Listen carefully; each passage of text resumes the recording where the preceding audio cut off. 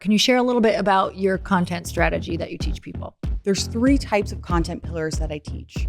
First, we have the expertise pillars. This is where you are providing value. You're teaching what you know, you are sharing insight, resources, solving your ideal person's pain points. Then we have the secret sauce. This is all about showing up authentically. Lastly, we have the business pillars. And I split this up into hard selling and soft selling. Hard selling is where we're being clear and direct and obvious about a particular promotion. Soft selling, my personal favorite, is where a lot more nuance comes in. That's where we are creatively featuring our business or showing the value of our business and what we do.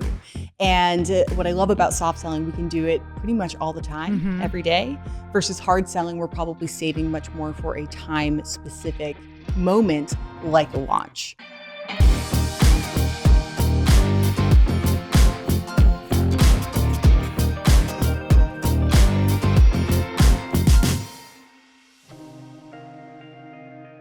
Jera, I am so excited to have you on Earn Your Happy Lori, in person. I'm so stoked. Thanks for having me here. I just thought this was so fitting to have you on right now because so many people and so much of what I'm focused on is really building a personal brand to also help build whatever we want. Absolutely. And it's such a topic of conversation right now when people are asking, how do you pivot? How do you build what you want?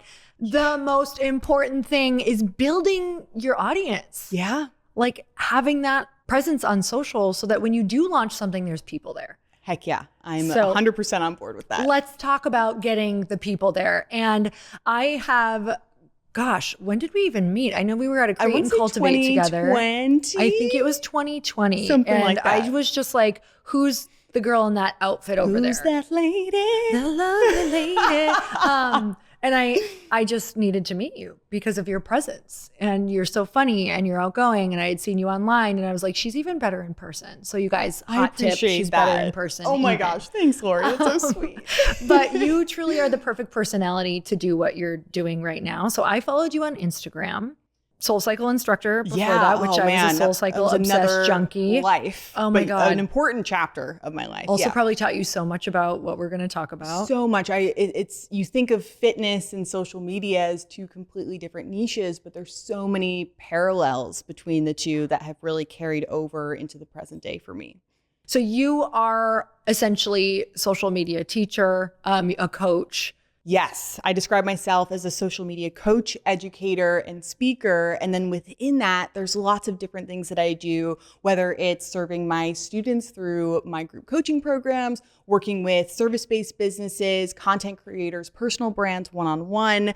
I speak at conferences, doing keynotes and presentations. I've seen you on a bunch of stages lately. Yes, I'm like, you're the perfect teacher because you're so entertaining as well. Thank you. And then I also work with brands like Estee Lauder, Mac, Adobe, and usually with those big clients, I'm working more so to work with their ambassadors and do these big virtual presentations as well as one-on-one feedback sessions so that these artists can cultivate their own personal brands on TikTok, on Instagram, while also supporting these big brands and creating kind of sponsored and branded content for them. Great. I'm going to hire you to come in and work with my future ambassadors at Glow do Stick. it. It's going to be great. Seriously, I'm like mentally noted. That's why podcasting is so great, guys. You just make all your contacts. Okay, so tell me about, we're gonna go way back, but first I just want to go there because SoulCycle was such a big part of my life, and I watched so many people evolve. I watched Lindsay Simsick. Yeah. She was my SoulCycle teacher forever, and then watched her go on to almost 30. I always think about the lessons that these different points of our lives teach us. Same. So tell me a little bit about your SoulCycle journey and what it even brought in for you to this arena that you're in now. So many things. One of the first things that comes to mind, which is one of the strongest, is this mantra that I adopted during my SoulCycle days, which is feel the fear and do it anyway. And I love this mantra because it was so descriptive of my time during SoulCycle. Here I was, a fitness influencer before that word even existed. People weren't using the word influencer, but I had pivoted from graphic design into fitness on a whim by downloading Kayla Itzinis's program one day in 2015, Fitness changed my life. I created an Instagram account to hold myself accountable, but I wasn't a fitness instructor. I had no experience speaking in front of people. My first and second audition, my voice was shaking. I blacked out. My hands were shaking. I'd never spoken in front of a group like that, let alone on a bike trying to keep your it's breath. A thing. I don't know how you guys do it. Yeah. Rubbing your head and patting your belly at the same time while also trying to sprint. It's wild. And I failed that first audition. I got accepted. I love that. Okay. Were you super disappointed or were you fine or what was that like? Disappointed and very much publicly with my tail between my legs. Did you think you were going to get it or were you not sure? I wasn't super confident, but I was hopeful. And at the time I had about 70,000 followers and I was sharing the journey very publicly and I had to very publicly say I didn't make it. And in addition to this, the real sort of heart wrencher is that I auditioned a second time. Yeah. Got in and then went through the 12-week training program and failed. Oh my God. 3 out of 28 people did not move on to become instructors, and I was one of them. Wow. So that was even worse than not making that first audition. And I decided to go through training again. So by the time I graduated and became a SoulCycle instructor, I had 24 weeks of training under my belt before I taught my first official class in New York City. Okay, that gives me chills because people look at you and they're like, oh my God, is she naturally like that? Look at her, she's so outgoing and she's able to do these things. You did 24 weeks of like essentially bringing your personality out, being able to multitask, do all these different things in front of people, fail publicly. So you are like so well equipped for all of this. Yes. How do you teach all that to people? How do you teach what you just encapsulated to people in terms of showing up online? Well, I think the biggest thing, if I was to sort of approach it from a high level view, is that none of this is inherent. And I think that's where a lot of people go wrong. They scroll on their Reels tab, they're scrolling through TikTok, and we see people with great editing skills and confidence speaking to camera, and not just confidence, but charisma as well. And it looks like they're gaining tons of followers and selling all their things. And this doesn't They're always selling out. Oh, I know. And maybe there are a few people who this does come naturally too. But I would say the vast majority, we have to push through this feeling of discomfort and the fear of judgment as well as actual judgment that comes down upon you, and really push through the mediocrity of it. Like something I tell my students and my clients is make mediocre content. We put this pressure on ourselves to have the flashiest and the coolest and the most edited and the lighting. And sure, maybe at some point you can get to that. Like we don't even need perfection anymore. But like if you want to create something high produced, maybe you can work towards that. But you have to work through creating kind of crappy content or showing up in a very beginner way. It might not be crappy, but you might just be a beginner. So I think that's the sort of high level thought to encompass to get to the point where you have the confidence, the charisma, and the content that you're feeling good about. That is the best advice, because even now, even as you're growing, as I'm growing, it's like, if you want to be consistent, you got to be consistently okay with being mediocre. Yes. And like good things are going to come out of that, but you never know. Some of the stuff that you probably think is your most mediocre stuff hits. It's the weirdest thing. And sort of running parallel to that as well is oftentimes content that doesn't perform well. And I'm going to put that in quotes because it's so subjective. But sometimes our least viral, our least viewed content, or sort of in the middle there, can actually be our most impactful content. My most viewed reel, and I just talked about this recently in an email newsletter, so it's top of mind, is a silly little trend from like 2 years ago. I think it has like 5 million views, and it's like on my way. It's just sort of tongue in cheek, and you're sort of pretending to be frustrated. It's like on my way to go make content, and I'm like making faces in front of a ring light. Now that's funny. It's entertaining. It gives people a quick laugh, but is that something that really draws people into my circle? Is that something that speaks to my expertise, my passion, how I'm able to help you? Not necessarily. Probably actually full out no. However, I can think of something I posted recently was how to do a content audit to retroactively take into account how you're showing up. And it can be really impactful to see how often you're using your voice. How often have you shared about your business? That's one of my least performing posts. Not many views, but it's really good content. Right. So we can think of, sometimes we just have to put mediocre content out there. And then when we also think of the views, sometimes our least performing content can indeed be our most impactful for the people who do indeed see it. Totally. Oh my God. I'm trying to think of mine. I think I did a Pamela Pumpkin dance. Oh my God. And it went off. And I was like, hey, I brought in really no one of value for my other content, but it was fun. It's fun to watch those numbers go up and, but other than that, I was like, okay, this actually isn't where I need to spend my time whatsoever finding that necessarily.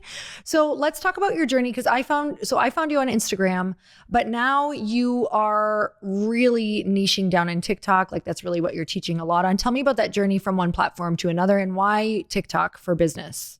So TikTok began for me in late 2019. I can remember so specifically why I decided to join. There was a gal who I knew on Instagram and I saw her on TikTok before people were really flocking to that platform.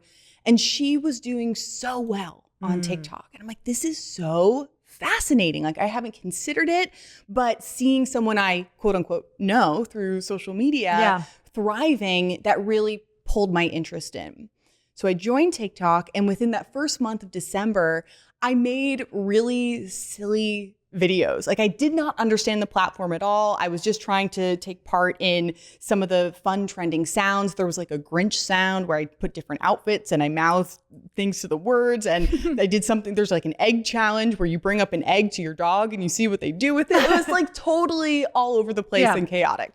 So I did that for a month, didn't really see much traction. And then about a month later, after a couple of weeks off, I decided, wait a second, here I am in this new phase of my life and career. And what I mean by that, I was in this very pivotal time of pivoting from full-time influencer to more of social media coach and educator. I was launching my group program for the very first time. It was I look back on it now, it was very kind of tender and important chapter. And I saw TikTok as a way to start fresh, because on Instagram, it felt challenging and vulnerable to all of a sudden shift my content from full lifestyle to then teaching social media. It's hard to pivot from anything. So for me, it was a feeling of, oh gosh, like a little apologetic in a way. TikTok was a fresh start. So in 2020, I was like, let's go full social media strategy conversation. I started to talk about ways to show up on your Insta stories, different ways to pose in front of the camera, how to write captions. And then I'll never forget, I did my first tutorial for a TikTok trend. And that blew up. Wow. Yeah. And from that moment on, I really changed my focus to not just talking about all of social media on my TikTok account, but focusing narrowly on trends, culture, and different ways to show up strategically, specifically on TikTok. So you tried a bunch of different things to find what worked for you. Oh, yeah. Did that feel good when that worked? Were you like, oh, okay, I understand how to do this? Yes, but because it was also very aligned with what I was doing in my business as well. I felt all over the place in that first month, and then it clicked. Wait a second, I'm pivoting. I need my content on TikTok to support this pivot. So it was sort of a couple things at once aligning that felt good. So what comes first for people? Is it like coming up with a strategy around the things that they're selling right now and going on TikTok? Or is it just trying to figure out TikTok and how it works and then going back and figuring out kind of your strategy to align with what you're selling? If I had to just pick one route for someone, there's always flexibility here. There's always nuance. But if I was to say, okay, we're going to do this in Jera's way, I always recommend with TikTok, because it's quite different than Instagram, to become a consumer of content first. That's not to say that you can't just go out and start posting videos and figuring out your flow. You absolutely can do that. But I think the more understanding you have of TikTok and the culture of TikTok and the differences of how short form video lives and breathes on that platform versus Reels, the more confident of a creator you will become on TikTok.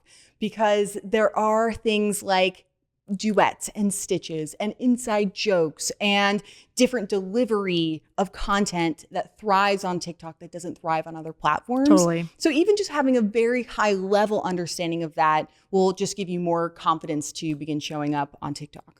So right now I'm very Instagram heavy just because I'm trying to keep my focus there for a little bit, but I also need to start going on TikTok more. I did it for a while, but you really do have to go on with an observer's eyes. Yes. So like trying to stay in that and go, why did I like this? Why does this work? Why do these people like this? What are the comments? And it's also why you can't just take your Instagram stuff and post it on TikTok. It's a very different land. It is. It is. And people ask me that all the time. They go, Jera, can I take my content and can I repurpose it on both platforms? And my thought around that is you can do whatever you want to do. And if you want to do that, by all means, I will support it. But your numbers. But it also comes back to this idea that we are strapped for time. Right. Like not all of us have a content team or someone to support us with social media. So there's only so much we can do. And so if your only option right now is to create one piece of content a day or a couple times a week and post it on both platforms, I am happy with that because you are going to be exposed to a different audience. So the more we can cast that net out and sort of generate awareness, even if it's not the most optimized for that platform, I'm okay with that. However, it's exactly what you said. TikTok is a different culture and experience. And I recommend to people, if you start posting the same piece of content on both platforms, I want you to start to become aware and kind of keep this radar up for, ooh, wait a sec. This idea or this piece of content, I think is actually really good for TikTok, but I actually don't see it performing well or making sense for my account on Instagram or vice versa. Once you start to tune into that a little bit more, that's when you can start to differentiate and be a little bit more selective or a little bit more creative and strategic with how you're creating content for each platform. Okay, I love this. So this is kind of first step. It's like go on, consume, start understanding it, start looking at it, start seeing where you could fit.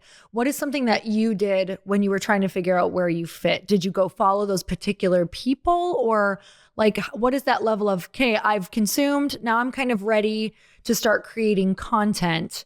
What's our next step? Next step would be to start to tune into what type of content makes sense for you. Now, lots of layers beneath that. What type of content makes sense for you? Well, what kind of business do you have? What are you promoting? A service-based business is going to show up differently than a product-based business. A content creator who doesn't have anything necessarily to sell in terms of their own services or products might show up a little differently as well. So that's one component of what makes sense for you. Another component of that is what makes sense for your personality.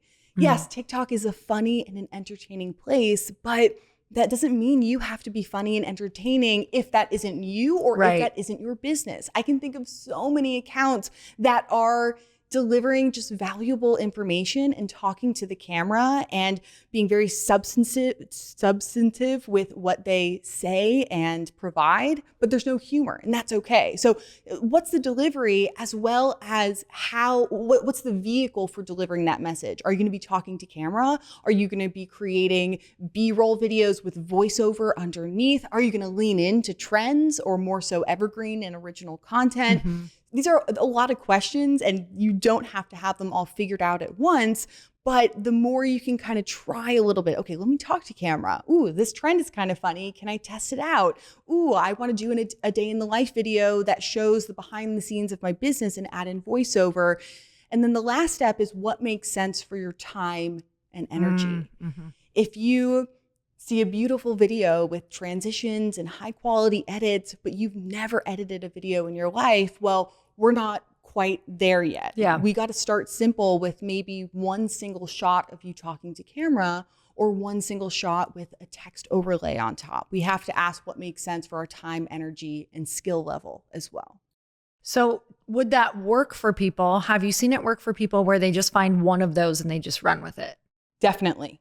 But I think usually it's with a decent amount of trial and error. Now, one thing that's interesting with TikTok is that I will admit it kind of has this way of pigeonholing you into a certain topic or into a certain type of delivery. Got it. So my pigeonhole is tutorials. Like my tutorials, not always, but tend to do well versus other types of content, higher chance of it not doing as well as a tutorial. So it's kind of like, what do you think that is? Is it just, what is that? I think it's the algorithm understanding what you do best and like wanting to then deliver it to the right people. Because the TikTok algorithm is really amazing. As a consumer, it gets to know your preferences about consuming content to keep you on the app longer. And as a creator of content, it wants to understand you and what you deliver so that it can show and deliver your content to the FYP, the For You page of people who are interested in those subjects, genres, and niches. So I'm assuming that TikTok kind of latches on to what you do best and then wants to promote that. Now, that's just my guess. That's not really with fully understanding how it all works. So it's just a bit of a word of caution that I want people to experiment a bit in terms of the subject matter within their niche. So you have the umbrella of your personal brand. We have the umbrella of your business or niche, but how can we experiment with the subjects beneath that or the delivery as well so that you're not necessarily pigeonholed right from the start? Oh, interesting. That's really good to know. So that brings me into content strategy for it. Can you share a little bit about your content strategy that you teach people? So I have a formula. I call it the video ice cream formula. Delicious. Yeah, it's so tasty. It's so great. And so super high level, I can definitely go deeper into any of these if you want me to. But perfect. the beginning is step one, which is the cone. So that's the base. We have to have something to hold the ice cream. And that equates to my content pillar trifecta. There's 3 types of content pillars that I teach. First, we have the expertise pillars. This is where you are providing value. You're teaching what you know, you are sharing insight, resources, solving your ideal person's pain points. Then we have the secret sauce pillars. This is all about showing up authentically. And I divide this up into 4 quadrants. We have foundational secret sauce, which focuses on your past. We have personal secret sauce, focusing more so on your present, who you are as a human right here, right now. We have lighthearted secret sauce, which is kind of more funny, silly, goofy. And then we have professional secret sauce, which is what sets you apart as a professional, as an entrepreneur, as a business. Lastly, we have the business pillars. And I split this up into hard selling and soft selling. Hard selling is where we're being clear and direct and obvious about a particular promotion. Soft selling, my personal favorite, is where a lot more nuance comes in. That's where we are creatively featuring our business or showing the value of our business and what we do. And what I love about soft selling, we can do it pretty much all the time, every day, versus hard selling, we're probably saving much more for a time-specific moment like a launch. So I'm just going to pause there. Those are my content pillars for ideation to really ground you in a strategic way so that you can come up with really intentional content ideas. First of all, where do you have that so we can go and grab it for anybody who's like, please tell me all of this? Great question. Just right here, right now. There's Okay, nowhere, great. Yeah, nowhere. Rewind. Go write that down. Go look in the show notes. That's where it's at. Show notes, everybody. So I want to go back to the beginning. If I was sitting down right now, because this is me, like I am your ideal customer. Yes. Who is like, okay, you just told me all the things, but now how should I be posting? Is this like a once a day thing? And what pillar do I look at first? Or what should I start with amongst all of those things? Yeah. So that kind of nicely ties into our next step, which is the scoops of ice cream. Any flavor you want. So this equates to what I call the format. Okay. So a content idea is just a content idea. It's not a finalized social media post. It's not a video yet. It's just an idea sort of floating in the ether. And so we actually have to create something. Formats are as follows, and this is very obvious once you hear it. We have talking to camera. We have B-roll with voiceover. We have text overlay, which just think of adding text to a reel. Love that one. Yes, easy. The easiest one. You're walking around with text over it. Exactly. Yeah. That's how simple it can truly be. We have trends, which is a whole world. So that's a really broad category. And then if we bring TikTok into the mix, we have duets, we have stitches, we have reply with video. So we have to take a content idea and then ask ourselves, well, okay, I want to talk about how to build community. It can come to life in 7+ different ways. So we want to sort of solidify things a little bit more by not just having the idea, but also asking ourselves the format. And then what you asked about, well, how many times do I show up? How do I choose what it is that I want to say? I mean, great questions, but big questions. And I think it's very individualized to each person and their goals. So if you are gearing up for a launch, you're probably going to want to lean a little bit heavier into most likely soft selling within that business pillar prior to the launch where you're hard selling.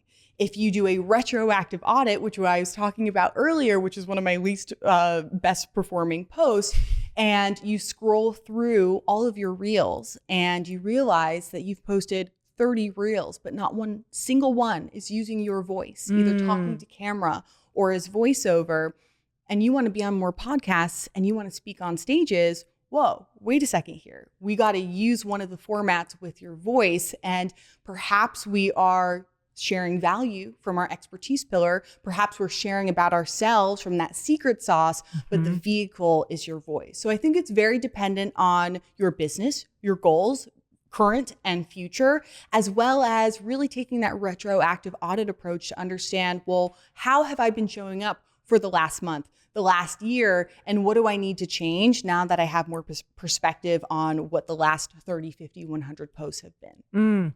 Okay, so we chatted about soft selling. I love that. Essentially, what you're saying is we can take every single post and just be highlighting kind of a business or teaching around what we want to be selling in the future. But let's talk about hard selling. I'm trying to think of times when I'm like, oh, that's just like a straightforward hard sell. What does that look like? How have you done it?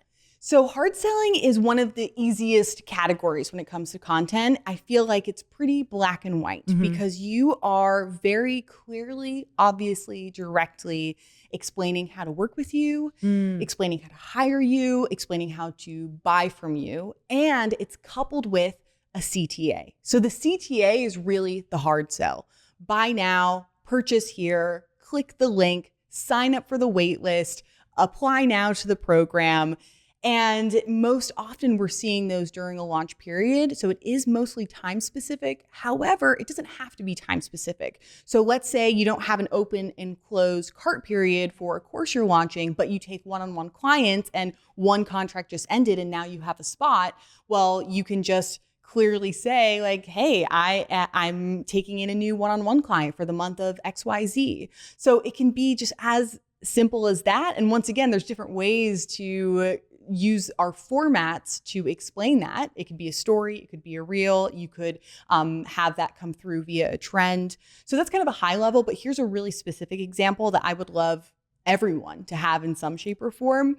With pinned posts now on Instagram and on TikTok as well, you are able to take a piece of content and pin it right to the top of your page so that anyone who comes to your profile, they're seeing your profile photo, they're seeing your bio, they're seeing your highlights, and they're seeing those pinned posts, which I personally think are way more important than highlights these days. So if you have specific ways to work with you or specific ways to purchase from you, have something that says how to work with me, or here's how to hire me, or here's all the ways you can purchase from me. It depends on your business. And you can either create a carousel or it can also be a video format, making it very, very clear. And that's pinned to your profile. It's front and center. And to me, that is a beautiful example of a hard sell. Okay, so why do you think TikTok is really powerful for businesses? Can we talk from like, a business standpoint of people who are maybe coaches and courses, but also products? Can we talk about that? Yes. So TikTok is a generating awareness machine because you are not limited to the amount of followers you have. So before, we can, we can compare TikTok to, let's say, pre-Reels days.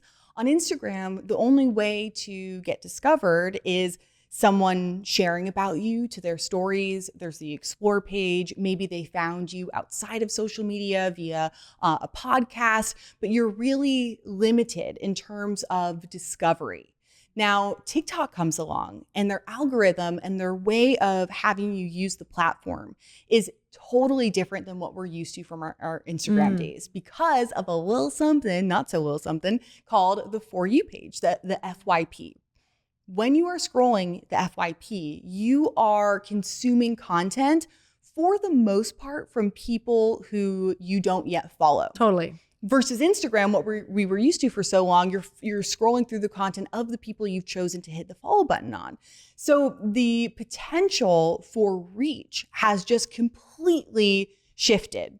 And I love now seeing businesses pop up on my FYP that are thriving in terms of their content performance that I don't think ever would have thrived in early Instagram days and pre-short form video days. Like I can think of this one guy who he cleans this like the sidewalks and the overgrown grass in front of people's houses to like clear out their sidewalks. And I watch his video and he does it so good. And it's like mesmerizing to see the transformations. Like something like that thrives in the world of video. Something like a product-based business who can really show the behind the scenes of their packaging and what it's like to be a founder of this company that never would have come through in just a photo and caption alone. So the awareness play, as well as the ability to showcase your business and have people be interested in it in a way that was not possible before via photo and caption, is really what makes TikTok thrive. So what is some of your favorite things that you are doing on TikTok right now for your business? I see TikTok as a way to bring people into my circle. So I see it as like casting that wide net. And that's how it's been going for a while now. But something that I realized this year in terms of like a more specific thing that I can pull people into is that video is a huge part of social media. There's no denying it. That's just the world we're living in. That's the landscape we're living in. And so many people struggle with the creation aspect. Yes. We can talk about the ideas. Hands up. Yeah. We can talk about the ideas of our videos, kind of that cone aspect. Yeah. But then when it comes to the format of how to actually create a video and edit them together, this is not an inherent skill, just like confidence is not an inherent trait when it comes to showing up. So I have been creating these tutorials for a long time now of how to create certain trends, how to create certain effects, how to create even just vlogs and talking to camera videos and simple edits. And so this year it dawned on me, wait a second, like I need to create a course where it's just video editing. Like we're not talking about the strategy. We're not talking about creating the perfect hook.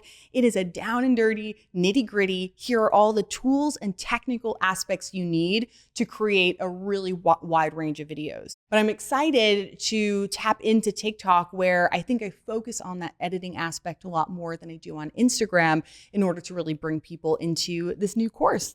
Okay, what is it called? The Video Editing Rodeo. Oh my God, I love this. Thank you. I need it's an actually the outfit first time for I've this ever launch. said that out loud besides to my husband. So felt I'm good. excited. It felt good for me. I hope it felt good for you. Okay, so on this video editing rodeo, who is your ideal client? Like what would I learn if I go and buy your program? The Video Editing Rodeo is more so geared towards a beginner intermediate person who needs video for their social media. It's me. Great. Tell me more. What am I going to learn? Range. So it can be someone who's creating their own social media content as a service, product-based business, as a content creator or personal brand. I'm also thinking of people who are wanting to perhaps add on a service as, for instance, a social media manager. Maybe you need to create videos for not yourself, but for your clients. It's great for anyone who needs video editing skills. And the beauty of it is this is relevant right now, but it's also relevant for years to come. I have been editing since I was a wee child. My mom is Jane of all trades in the film world. So she edits, she produces, she writes. So I've been creating videos for like all my school projects ever since I was in elementary school and middle school. And those skills have transferred over to almost every job. And then of course, social media as well. So learning the fundamental tools of editing is something that's going to be beneficial to you right here, right now, but also for years to come, especially with the way that social media is continuing to evolve.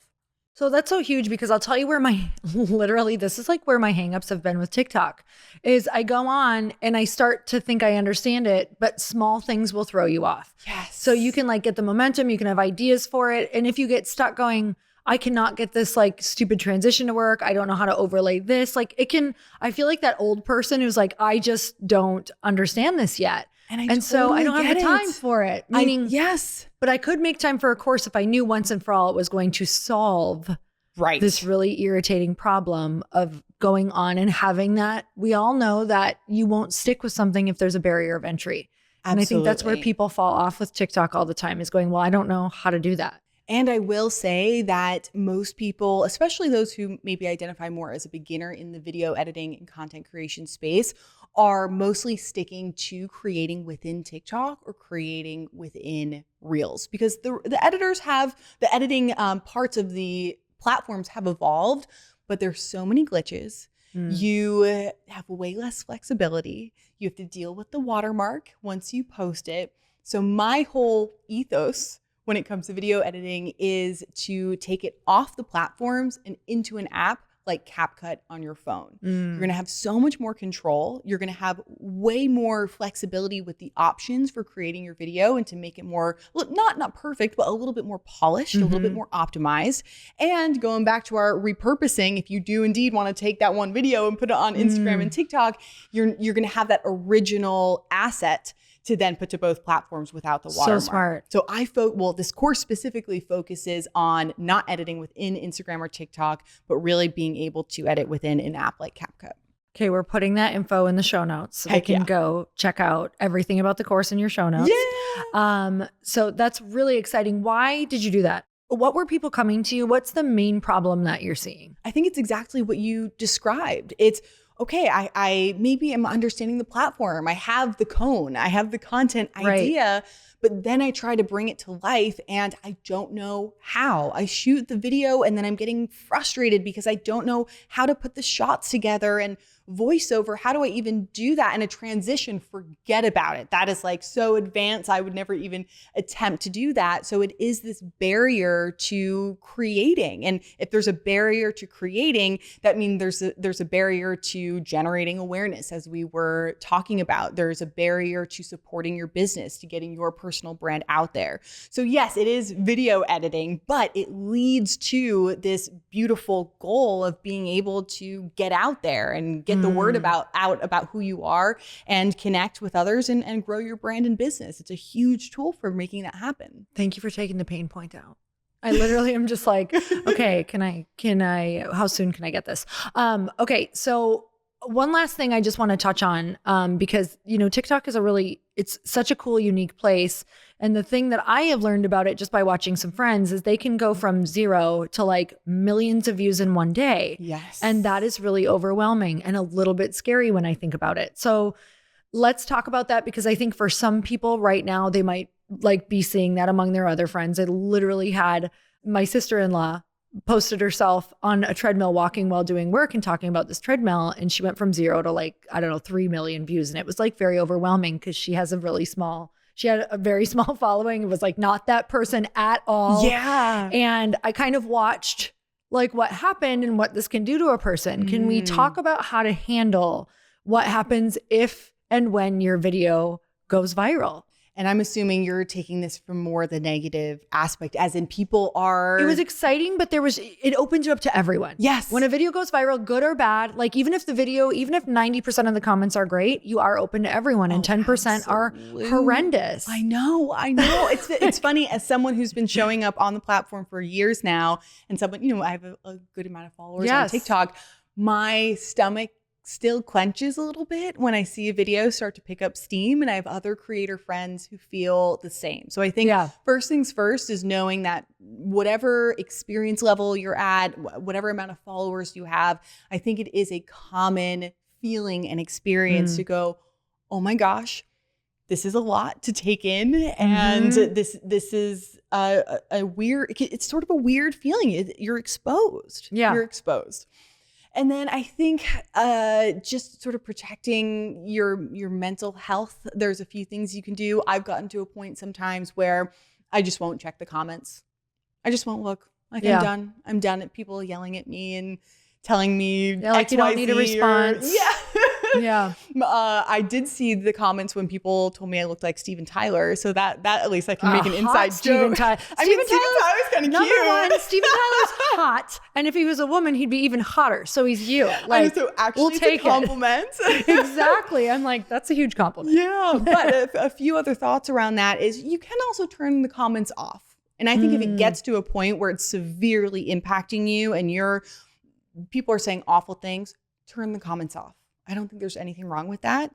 And then lastly, I think it comes back to this really great point, or I'm not sure if we've covered this yet, but it's something very prominent when we talk about social media. People are always like, how to go viral. I want to go viral. I want to get all these views. I want to get all these followers, when that's not actually always beneficial. Right. In a variety of ways. One, mental health wise, it opens you, exposes you to people who are maybe not saying the nicest things. So there's one thing there. Going viral also means that you're being exposed to people who aren't necessarily your ideal client. So are those views actually doing anything for you? Is that influx of followers actually supporting you in a positive way?